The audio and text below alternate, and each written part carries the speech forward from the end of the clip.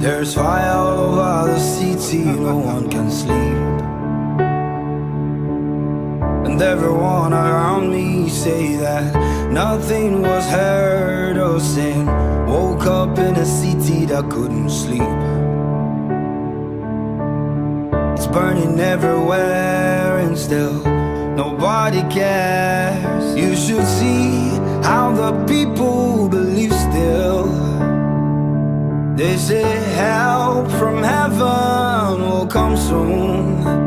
Oh, oh, brother. Oh, oh, I still remember no good turn in the city.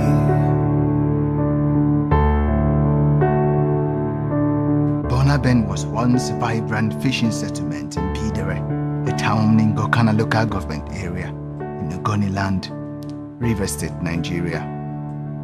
Life here was serene. People came from all walks of life to buy fish. Thriving, the soil was fertile, the water was clean. But just one day in June 2008, all that disappeared. The cause? Oil.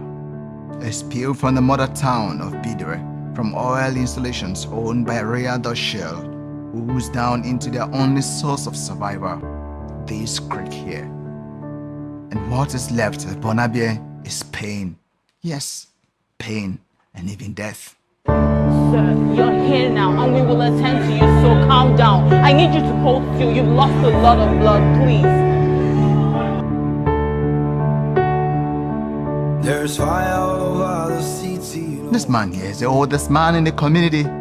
He had formed part of the early settlers in Bonaben. When the spill occurred, a lot of people ran away, but he refused. I have lived all my life here and I have nowhere else to go, he said. He's terribly sick, that even death has stayed away from him. Yes, far away. But the pollution that has rocked Bonaben is not just in the creeks. The land too is under siege and crops planted will not grow. Justice Barima is a former councillor that represented the ward where Bonaben falls in the Gokana Local Government Legislative Assembly. Now, with Yoli Global Resources Limited, an engineering and environmental service company, Justice explains that a rigorous environmental assessment done by his company on Bonaben in 2015 had discovered severe and widespread contamination of soil and groundwater of Bonaben, with public health of the people also threatened by contaminated drinking water and carcinogens. This building here used to be the only blockhouse in Bonaben. The inhabitants were predominantly fishermen. It had since been deserted after oil took over the creeks from where they plied their trade.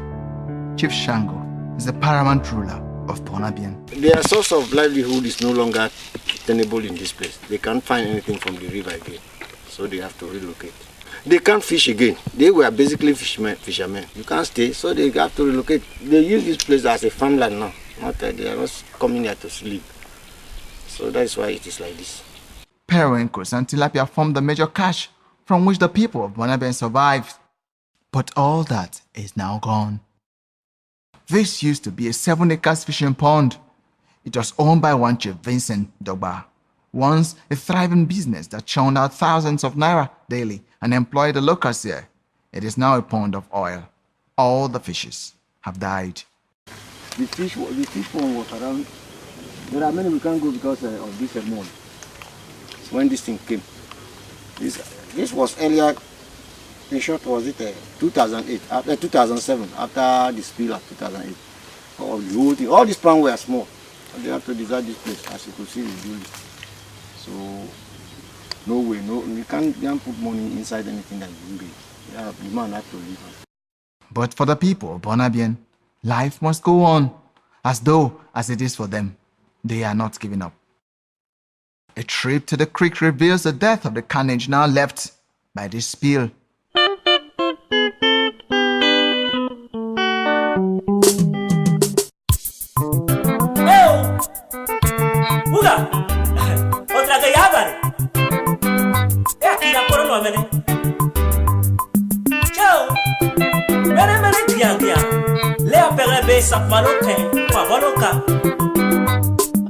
Edrageo.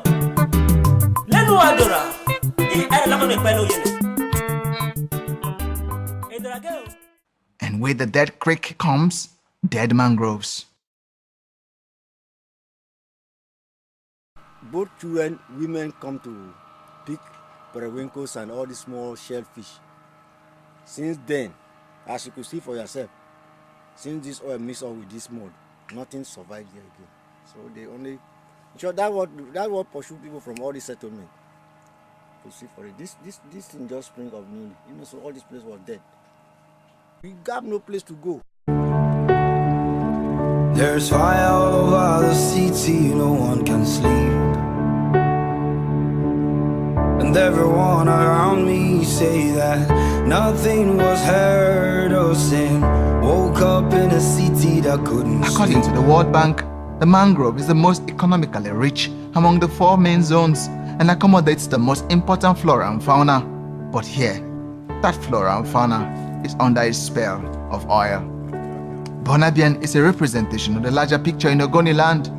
In 2007, at the request of the federal government of Nigeria, UNEP was commissioned to conduct an independent assessment of the environment and public health impacts of oil contamination in Ogoni land and options for remediation. Over 4,000 samples were collected for analysis from more than 200 sites within a period of 4 years to cut across 2 years of UNEP scientific study, including 40 months of fieldwork. The report was later submitted in 2011. The findings startling. The report indicated that pollution of soil by petroleum hydrocarbons in Ogoni land is extensive in land areas, sediments, and swampland. The assessment found there is no continuous clay layer across Ogoni land, exposing the groundwater to hydrocarbons spilled on the surface. In 49 cases, UNEP observed hydrocarbons in soil at depths of at least 5 meters, exceeding Nigerian national standards as set out in the environmental guidelines and standards for the petroleum industries in Nigeria, EGASPIN. On June 2, 2016, amidst pomp and pageantry, the implementation of the UNEP report by the Buhari administration was officially launched in Bodo, Ogoni land, with huge expectations.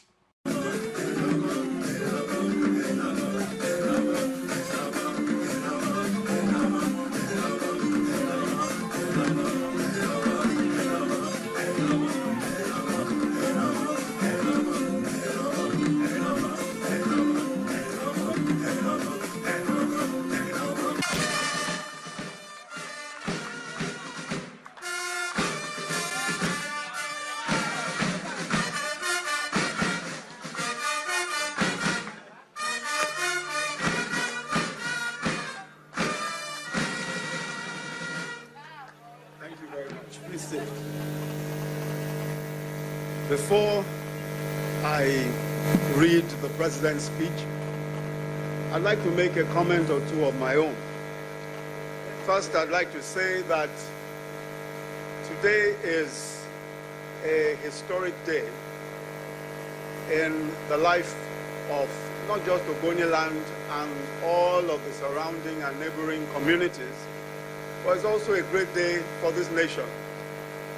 I want to say to the people of Ogoni land that first,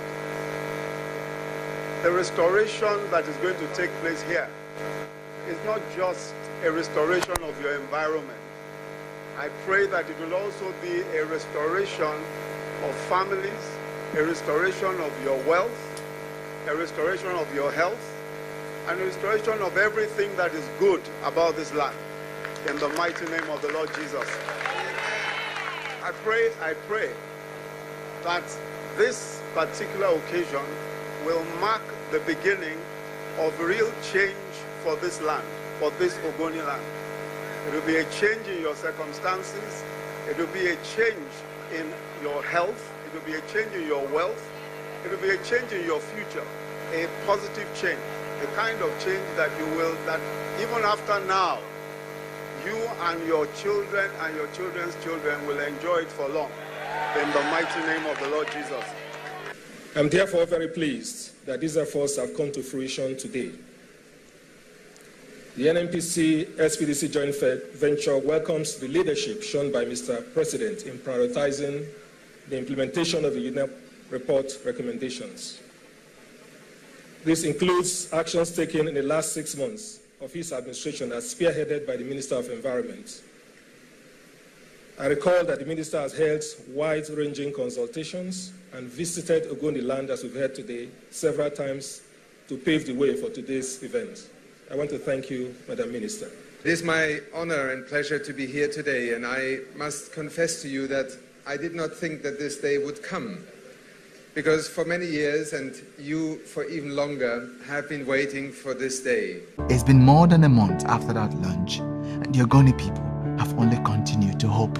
As somebody who have faith, I believe that as long as they've started something, by the end of the day, the cleanup will still take place. What will make the cleanup not to take place is the issue that we're talking of violence. Because no government will come to your place when there is killing in the area. And so that is one of the things that will make the cleanup not to take place. So outside that, the federal government is determined to clean up, to clean the Ogoni up. So the ball is in our court to ensure that there is peace in the area. Because I remember the day we visited the secretary to the Federation, he told us if we were able to manage the success of this cleanup. And that is what we are in to know. So we're going to do everything humanly possible to ensure that the cleanup take place from our own area. You know, the UNEP report is one very important thing that I believe has happened to the people of Ogoni in the recent time. You are aware that the struggle has been on, and it took several years, since 1990 I believe. Several lives have been lost. Our environment has been destroyed. Our way of life have been not destroyed but killed. Several persons are living with very dangerous diseases and infections due to the activities of the multinationals, particularly Shell in Ogoni land. And so when you ask how I feel about the UNEP report, the whole activity surrounding the report is relieving. It's quite relieving for me as an Ogoni leader, and indeed for my people. UNEP report did not come as a gift to the Ogoni people. They didn't just give us. It came because of the years of non-violent agitation and demands for its implementation. And it was one of the reasons why I established the Ogoni Solidarity Forum in 2007, when I saw that all people were talking about now was how to bring share back. And I was like, you have not cleaned up the mess for which Ken and the rest died. And you want to resume oil operation? You want to kickstart resumption of oil operation? And we said no.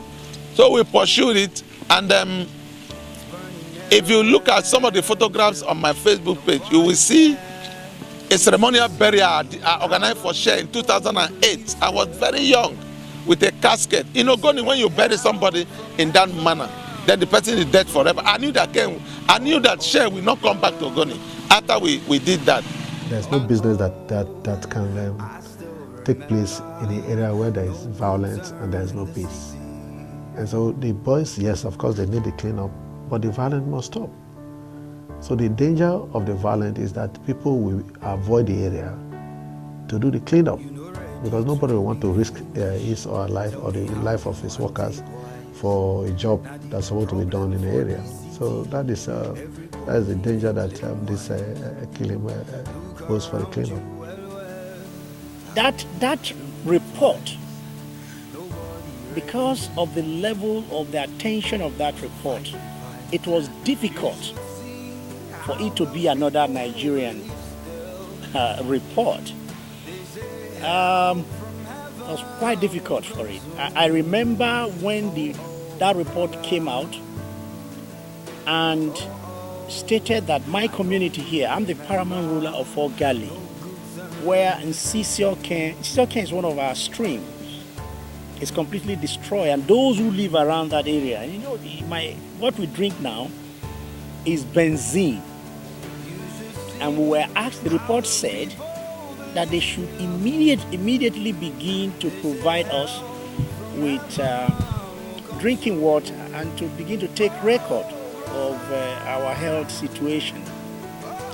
If it is in the Western world, the president of the country, nobody less than the president, would have come down to that area. It's an emergency situation. But nobody came to us. And so I think that can make you understand the importance of the report to an Ogoni man.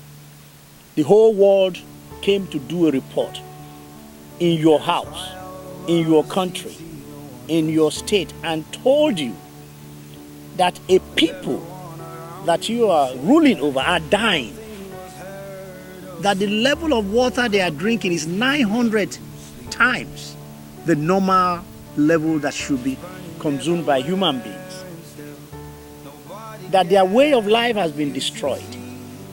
And I thought that what would have happened is that maybe somebody at the time, 2011, I believe, the president at the time would have come to see the people of Ogoni, at least see with us.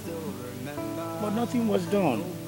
And so we fell back on the report and began to pray. We would have done what others are doing, taking to arms, killing people, kidnapping people. But we didn't do that. We are busy every day talking to our people. Before I'm talking to you now, I've been out since morning, attending occasions by our boys, talking to them. I live here in the village. But